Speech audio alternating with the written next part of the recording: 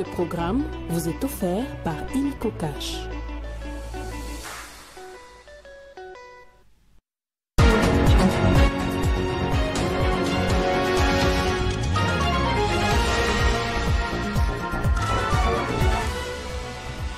Contrairement à la tradition, la 40e réunion ordinaire du Conseil des ministres a eu lieu ce vendredi à Lubumbashi. Avant cela, le chef de l'État qui a présidé cette réunion avait lancé les travaux des modernisations et d'inauguration, dont le centre hospitalier Félix Tshilombo.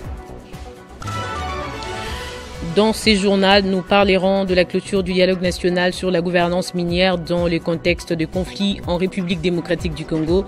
Les acteurs étatiques et non étatiques ont convenu de renforcer les plaidoyers afin que les richesses minières ne soient plus une source d'insécurité. Nous irons également en Italie. L'administration Trump et les dirigeants de l'Iran seront en pourparlers samedi à Rome sur les programmes nucléaires pacifiques du pays. Bonsoir et bienvenue sur Télé 50 si vous nous rejoignez. Le président de la République a présidé ce vendredi la 40e réunion ordinaire du Conseil des ministres à Lubumbashi. Avant cela, Félix Tshisekedi, qui séjourne au Haut-Katanga dans le cadre de la 9e édition d'Expo Béton, a mis son temps à profit pour des lancements de travaux et d'inauguration. C'est le cas du centre hospitalier Félix Tshilombo au grand bonheur de la population de cette province. Ce centre hospitalier moderne permettra à toute la population du Haut-Katanga d'avoir accès aux services de santé de qualité à un moindre coût. Voilà qui justifie son inauguration par le président de la République à Lubumbashi. Ainsi donc, Monsieur le Président public, grâce à votre vision large de la couverture santé universelle qui permet aux populations les plus démunies d'accéder aux soins de santé de qualité, ce centre est accessible à toutes les bourses. Et cela sera de même dans les 4 autres centres qui vont être mis en œuvre avec l'accompagnement de la CNSS. Du niveau tertiaire, ce centre hospitalier est doté d'infrastructures modernes, grâce à l'implication personnelle du président de la République Félix-Antoine Tshisekedi Tshilombo. À en croire Charles Moudiaï, directeur général de la Caisse nationale de sécurité sociale, la réalisation de ces centres hospitaliers est une preuve éloquente que le défi d'aujourd'hui sont les opportunités de demain. Le centre hospitalier Tshisekedi Tshilombo est doté de la toute première IRM de 1,5 Tesla en RDC sans hélium. Un appareil de mammographie numérique. Le premier appareil de densitométrie en RDC. Un scanner de 128 coupes. Des appareils d'échographie et une radiographie standard. Un bloc opératoire ultra moderne. Un microscope chirurgical de pointe permettant de réaliser de plus grandes chirurgies du cerveau et la chirurgie de la colonne vertébrale. Une unité de dialyse avec 10 lits complets. Au bout de 2 ans de fonctionnement, le CHTT sera le premier hôpital public certifié à la norme internationale. Le CHTT vient individuellement réduire les inégalités, prévenir de risques, faire la promotion de la santé et garantir l'expansion de la couverture de santé et des sécurités sociales. Et la ministre des Affaires sociales, Action humanitaire et solidarité nationale, Nathalie Aziza Mounana, a également fait les déplacements pour le Haut-Katanga bien avant sa participation au Conseil des ministres. Elle avait mobilisé la population en vue d'un accueil chaleureux à l'endroit du chef de l'État, Félix-Antoine Tshisekedi Tshilombo. Mercredi 16 avril 2025, faisant partie de l'équipe d'avance pour accueillir le chef de l'État, Félix-Antoine Tshisekedi Tshilombo. La ministre des Affaires sociales, Action humanitaire et solidarité nationale, Nathalie Aziza Mounana, est venue dans son fief naturel, le Haut-Katanga, sensibiliser la population à réserver un accueil chaleureux au Père de la Nation. De la vision du président de la République, Félix-Antoine Tshisekedi Tshilombo. Donc c'est une fierté où j'exhorte tout le monde et surtout le moment de réserver un accueil chaleureux à l'arrivée du président de la République demain, qu'on lui montre que nous l'aimons et que nous accompagnons sa vision pour le Congo de demain et le Haut-Katanga de demain. Visiblement, le message est bien perçu. Très dynamique, Nathalie Azizamounana est descendue sur terrain. C'est jeudi 17 avril 2025, encourager les femmes, les jeunes du parti politique Front des indépendants, démocrates chrétiens FIDEC en sigle, des femmes kimbanguistes et musulmanes, qui depuis plusieurs heures sont dans l'attente du chef de l'État. Alignés sous les longs du boulevard Moussiri, une haie d'honneur de quelques kilomètres, mouchoirs des têtes de couleur blanche, signe de paix, calico, cri d'effervescence pour manifester la joie d'accueillir les chefs de l'État, Félix Antoine Tshisekedi dans le Haut-Katanga, dans une liesse effrénée.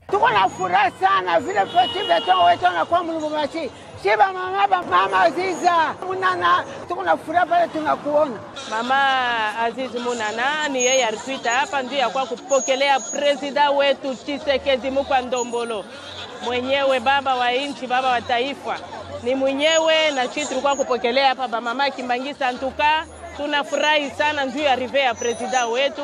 À Lubumbashi, le chef de l'État, Félix Antoine Tshisekedi Tshilombo, a procédé à l'inauguration du centre hospitalier Tshisekedi Tshilombo de la Caisse nationale de sécurité sociale sous la direction du général Charles Moudiaï Kazadi. Les rideaux de l'Expo Béton 9 vont baisser dans quelques heures. Le ministre des Mines de la République démocratique du Congo, Kizito Pakapomba, qui a pris une part active de rappeler l'importance pour la RDC d'exporter ses minerais à l'état semi-fini ou fini, une manière pour les pays de favoriser aussi la main-d'œuvre locale. Le ministre de Mines, Kizito Pakapomba, a pris part à la 9e édition de Expo Béton organisée du 16 au 19 avril 2025 au nouveau bâtiment de l'Assemblée provinciale du Haut-Katanga sous le thème « Le corridor sud de la RDC, SADC, projet à développer et opportunités d'affaires ». Cette édition a été officiellement lancée par le président de la République, son Excellence Félix Antoine Tshisekedi Tshilombo, marquant l'importance stratégique que revêtent les infrastructures logistiques pour l'avenir économique du pays. Intervenant lors d'un panel de haut niveau, le ministre de Mines a mis en lumière les différences structurelles entre le modèle congolais et celui de l'Angola dans le développement des corridors logistiques. C'est que nous voulons faire selon la vision du chef de l'État, qui veut que l'on puisse transformer localement et que l'on puisse apporter plus de valeur ajoutée dans toute cette chaîne de production. Ça implique pour nous, au niveau des politiques, de nous assurer que les dispositions qui sont prises dans le cadre du code minier, qui exigent cette transformation locale, que cela se fait localement. Parce que nous n'allons pas continuer à exporter des minerais bruts, parce que et comme ça a été rappelé, lorsque nous exportons des minerais bruts, nous exportons en fait en même temps des emplois vers les pays qui vont recevoir nos minerais bruts, parce que c'est là où il y aura la plus grande valeur ajoutée et c'est eux qui vont créer ces emplois. Donc c'est à nous, au niveau de la République démocratique du Congo, de nous assurer que nous faisons cette transformation locale et que nous puissions à ce moment-là faire des exportations des produits semi-finis ou bien finis. Il a conclu en rappelant que le développement de corridors doit être vu comme un levier stratégique, non seulement pour l'industrialisation du pays, mais aussi pour la création d'emplois, conformément à la vision du chef de l'État qui place la transformation locale et la création d'opportunités pour les Congolais au cœur de son action politique.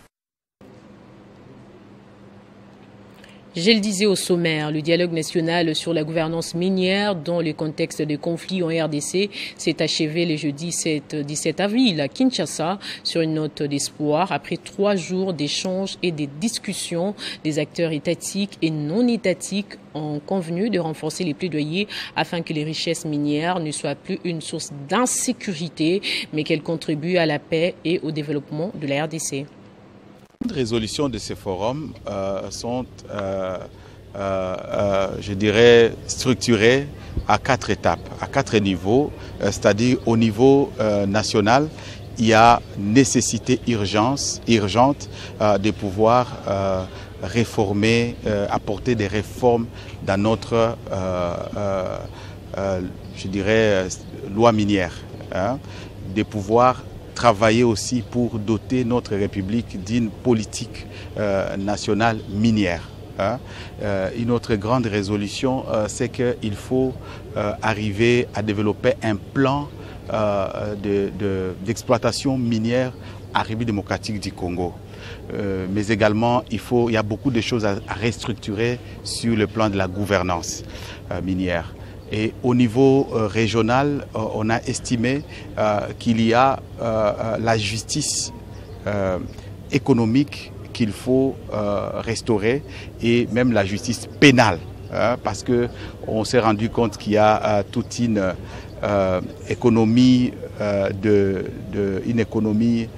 criminelle qui se développe tout autour de notre pays et donc dans les différentes frontières qui nous entourent.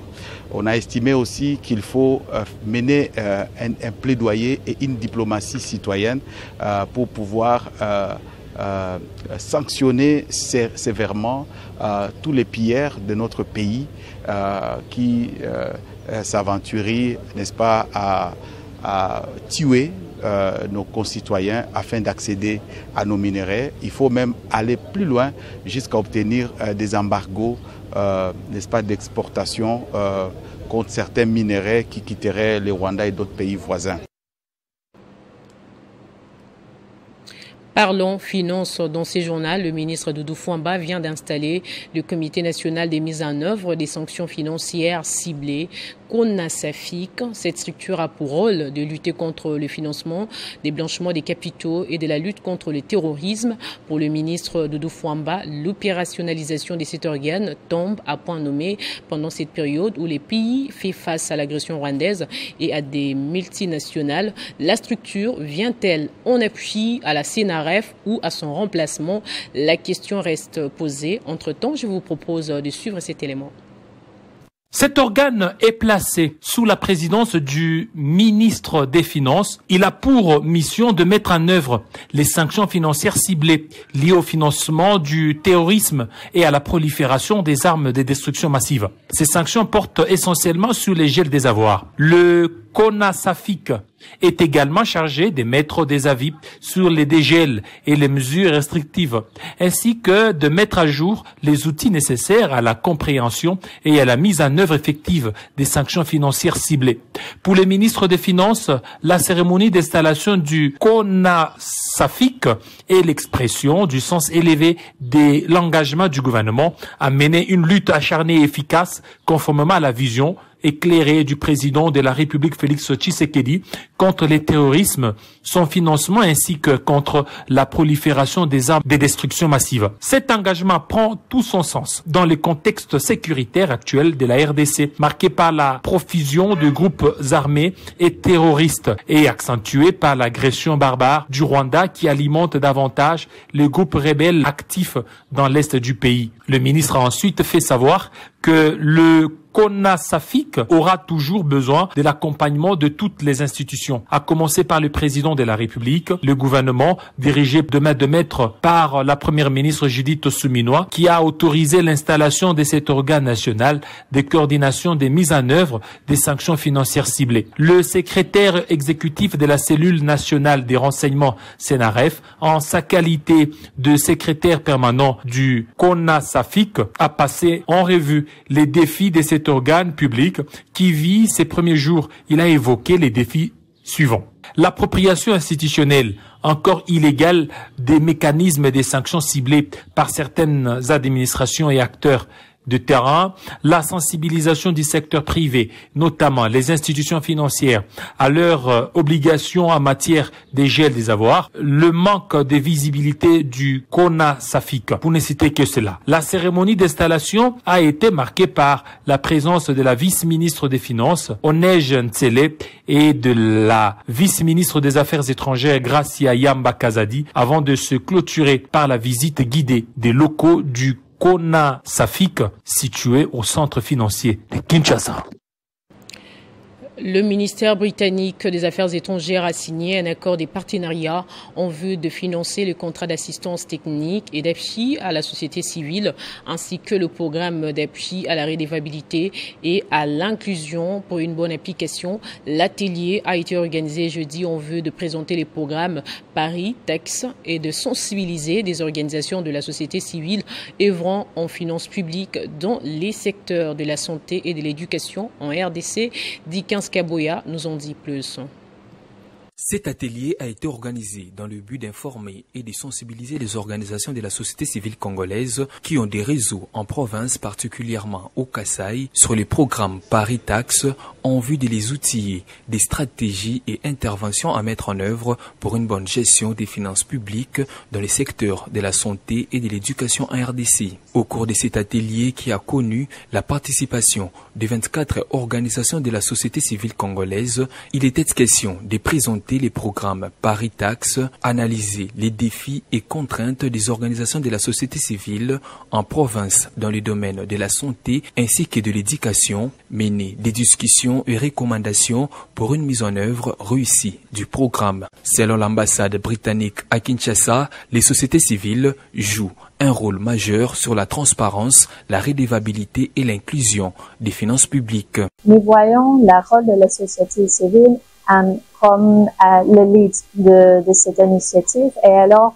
pour nous, l'idée est de faire un accompagnement de la société civile, d'améliorer la gouvernance et aussi d'appuyer les efforts qui existent déjà dans les provinces de Kasaï et peut-être dans les futures étapes des autres provinces en RDC. Ces programmes visent principalement 3 objectifs, à savoir améliorer la gestion des finances publiques et la gouvernance des capacités de prestation des services au sein du gouvernement provincial et des institutions provinciales, de contrôle et de surveillance, renforcer les mécanismes de gouvernance des citoyens et des communautés locales, y compris la participation des femmes et d'autres groupes marginalisés aux systèmes nationaux, provinciaux et locaux, influencer et soutenir le gouvernement national et les partenaires internationaux en faveur de la décentralisation financière afin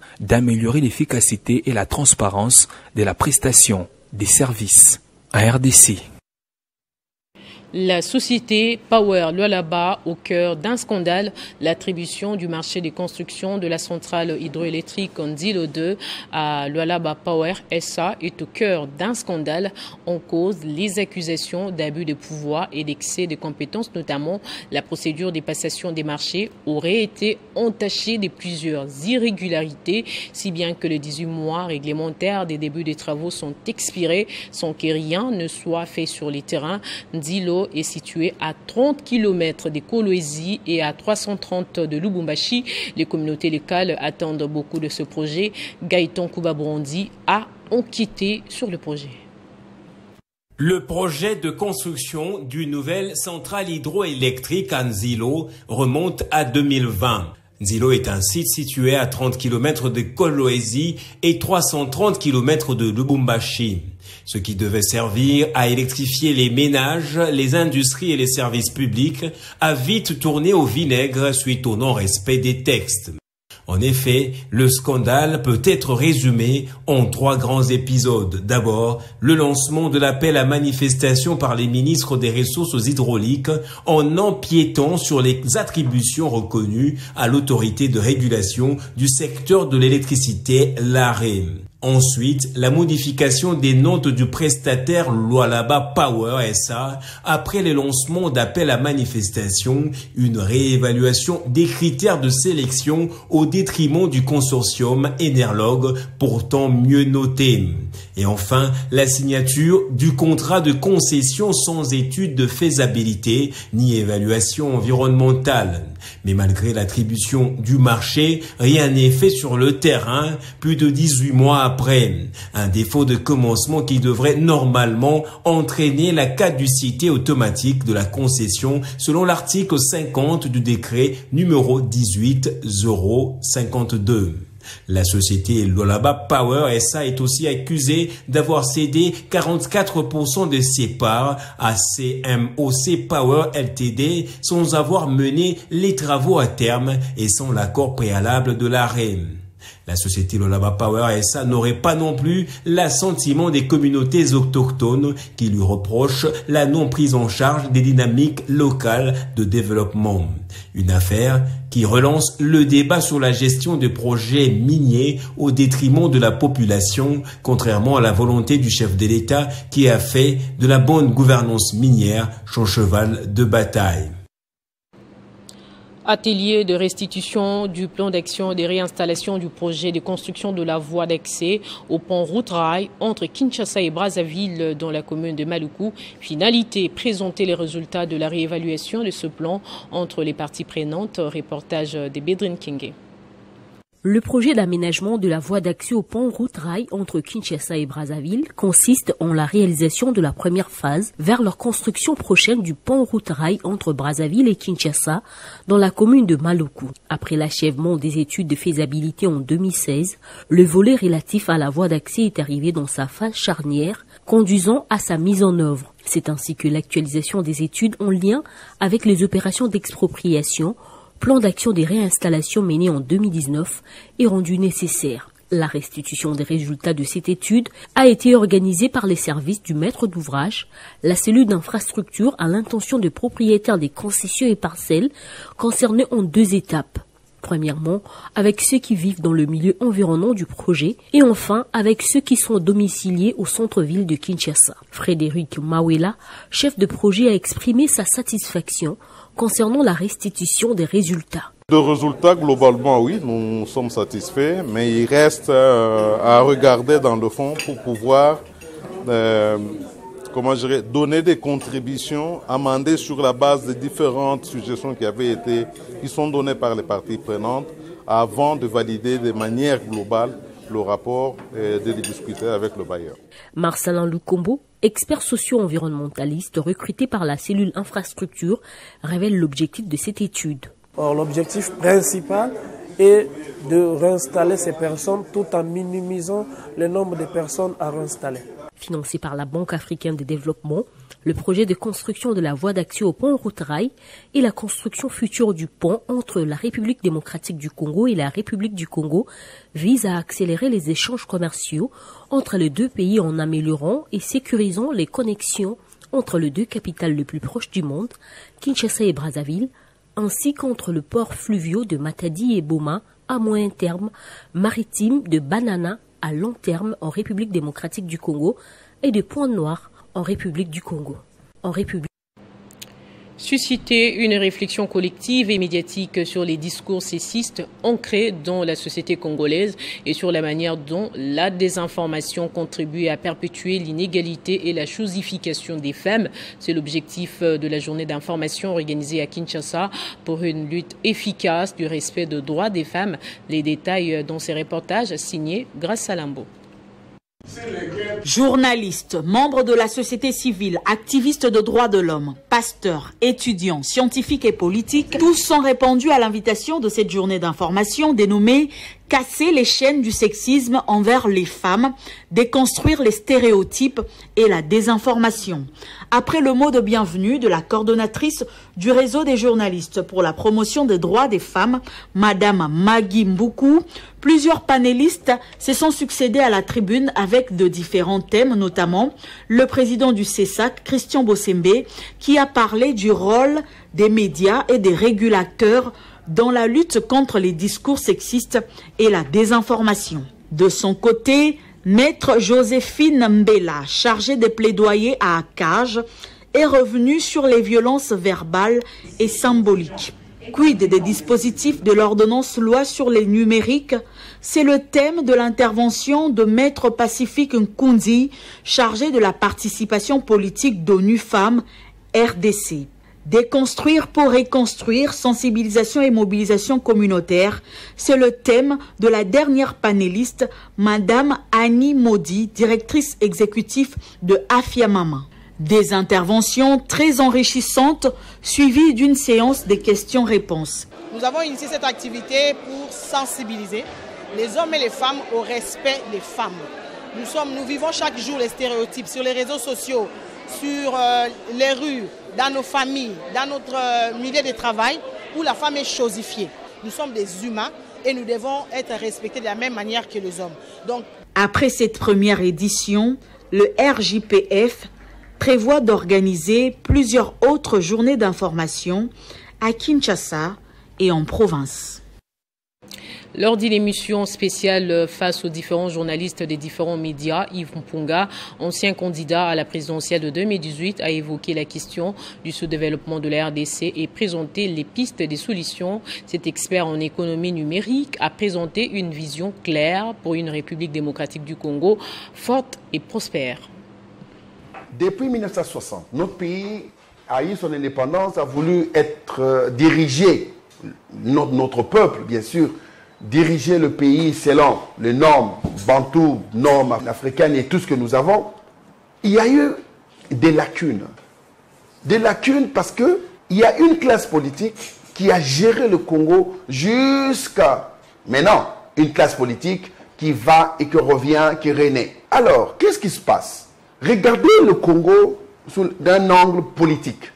Vous verrez que les mêmes politiciens qui ont fait la politique il y a jadis, aujourd'hui sont toujours là dans une autre configuration. Ils prennent une visibilité ou un poids politique, des groupements se sont rassemblés pour dire voilà, nous, notre politique c'est celle-ci et les autres c'est là, et les deux créent ce qu'on appelle pouvoir-opposition. Le jeu du pouvoir-opposition depuis l'accès de notre pays à l'indépendance et après tout ce qu'on a vu, conférence souveraine, jusqu'à aujourd'hui, la configuration n'a pas changé. Nous parlons toujours minerais, nous parlons toujours, nous politiciens, hommes politiques. Lorsque nous venons au pouvoir, nous prenons les mêmes choses. Notre politique n'a pas changé. Moi je dis à la version 1.0, la politique que nous faisons. Pourquoi? Sortez et regardez la vie de la population. Nos routes, les inondations. Nos villages sont les mêmes depuis 1960, n'ont pas changé. Nous avons toujours des enfants des rues. Nous importons même des denrées de première nécessité. Parce que là, les politiciens font des gymnastiques pour arriver au pouvoir. Une fois au pouvoir, ils oublient qu'ils sont là pour un peuple. Le peuple qui regarde, que nous disons une majorité silencieuse, qui est amoindrie par un groupe d'individus qui rassemblent 2, 3 personnes, leur donnent des t-shirts, un peu d'argent, ils crient visibilité. Ils utilisent cela et vous verrez cette configuration. Ils ont oublié la vraie guerre. C'est le manger, le social. Poursuivant ce journal, de son côté, Diarsingim Bikinkela a assisté les victimes des inondations du 5 et 6 avril dernier dans la commune de Limete. Le président du Rassemblement des jeunes patriotes a apporté des vivres et non-vivres dans sa gibecière pour assister tant soit peu la population d'Endanou, victime de cette catastrophe naturelle. Très attentif aux cris de détresse de ses frères et sœurs congolais, Diarsingim Bikinkela n'est pas resté indifférent. Il est allé assister les victimes des inondations meurtrières qui ont frappé la ville de Kinshasa dans la nuit du 5 au 6 avril dernier. L'élection est dans 3 ans.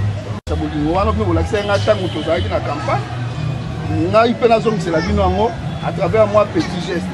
Le président du Rassemblement des jeunes patriotes a apporté dans sa gibecière des vivres et non-vivres, notamment quelques sacs de riz, des boîtes de tomates et d'autres produits de première nécessité pour assister tant soit peu les victimes d'Endanou dans la commune de Limete. Nous sommes descendus aujourd'hui le dimanche 13 avril pour venir au chevet de nos compatriotes d'Endanou qui ont été victimes des inondations causées par les pluies diluviennes qui se sont abattues la nuit du 5 avril au 6 avril. Alors, comme vous pouvez le constater, les pluies ont vraiment ravagé. En tout cas, ça a laissé d'énormes dégâts et je pense que le gouvernement a effectué des multiples descentes. Il a déjà la maîtrise de la situation. Donc moi, je peux dire que si on n'agit pas à temps, ça sera encore très grave. La loi humaine exige que quand ton frère est attaqué par la maladie, l'accident, tout ça, vous devez faire en sorte pour qu'il soit remis à son état habituel. Très affectée par ces inondations, l'une des victimes a lancé un SOS aux autorités compétentes du pays pour qu'elles leur viennent en aide. Tozali polele. Si to evite soki ne langa soki na mwani biso tozwa kimia. Nde to mati awa to oti suko dinda lelo. Samedi lobi ekoti lisusu. Mbule beti soki wapi lelo lisusu dimanche mai ezali to kimi to yeboye. toza na posa bakanisa ndanu kokanga digi wana ba famille epanzani ba msusu ba parents epai bana epai. Avant de quitter le quartier Ndanou, Djersi Ngimbi Kinkela a promis aux victimes de rester à leur côté jusqu'à la fin de ces moments tumultueux, une façon de montrer son attachement à sa base délimitée. La campagne de récolte d'1 million de signatures relatives à la lutte contre la pollution de l'environnement et le réchauffement climatique a été lancée par Agapé dans le but de protéger les forêts congolaises. Ces derniers plaident pour des actions concrètes en faveur de la nature et le maintien de l'équilibre mondial de l'atmosphère.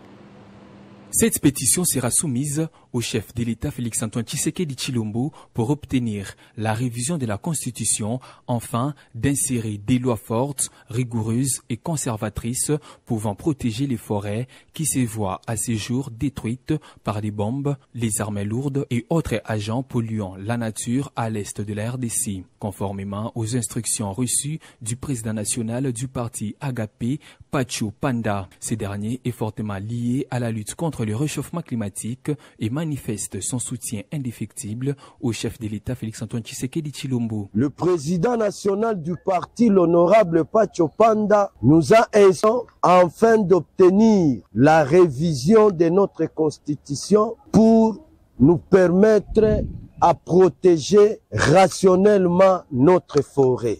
Après Kinshasa, c'est déjà Léo Lomami, ma province natale. Ils ont déjà commencé à signer la pétition. Il y a aussi le Congo central, la province natale de Papa Simon Kimbangu, à qui nous avons dédié cette pétition que nous appelons la pétition de Métatron, qui consiste à une nouvelle énergie. À ce jour, l'Amérique possède 40% de la réserve mondiale et l'Afrique en a 35%. Sur ces 35, la RDC dispose à elle seule 19% de la réserve mondiale. À ce titre, la RDC contribue efficacement à l'équilibre mondial de l'atmosphère, ce qui a poussé l'UNESCO à proclamer les espaces verts congolais comme patrimoine mondial. Fort malheureusement, toutes ces faunes et flores sont détruites par la guerre. Le parc de Virunga est devenu les sanctuaires des groupes armés terroristes au risque de créer un déséquilibre mondial de l'atmosphère et remettre en cause les résolutions du sommet mondial sur le climat qui s'est tenu l'an dernier à Dubaï du 23 novembre au 12 décembre 2024. Et pour finir, les dirigeants iraniens et américains se réunissent ce samedi à Rome. L'Iran jugera de la voie à suivre après ses pourparlers en direct avec les États-Unis, essentiellement axés sur le programme nucléaire pacifique du pays. Place au rappel des titres à présent. Contrairement à la tradition, la 40e réunion ordinaire du Conseil des ministres a eu lieu ce vendredi à Lubumbashi. Avant cela, le chef de l'État qui a présidé cette réunion avait lancé les travaux de modernisation et d'inauguration dans le centre hospitalier Félix Tshilombo. Dans ces journaux, nous avons parlé de la clôture du dialogue national sur la gouvernance minière dans le contexte de conflits en RDC. Des acteurs étatiques et non étatiques ont convenu de renforcer les plaidoyers afin que les richesses minières soient plus une source d'insécurité, ne soient plus une source d'insécurité. Nous nous sommes également rendus en Italie. L'administration Trump et les dirigeants de l'Iran seront en pourparlers samedi à Rome sur les programmes nucléaires pacifiques du pays. Ainsi s'achève complètement ce journal. L'actualité reste en continu sur le www.tele50.cd et sur YouTube Banamboka Congo.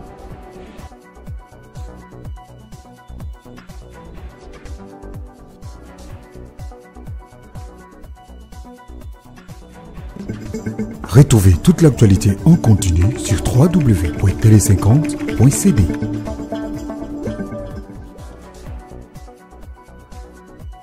Ce programme vous a été offert par Illico Cash.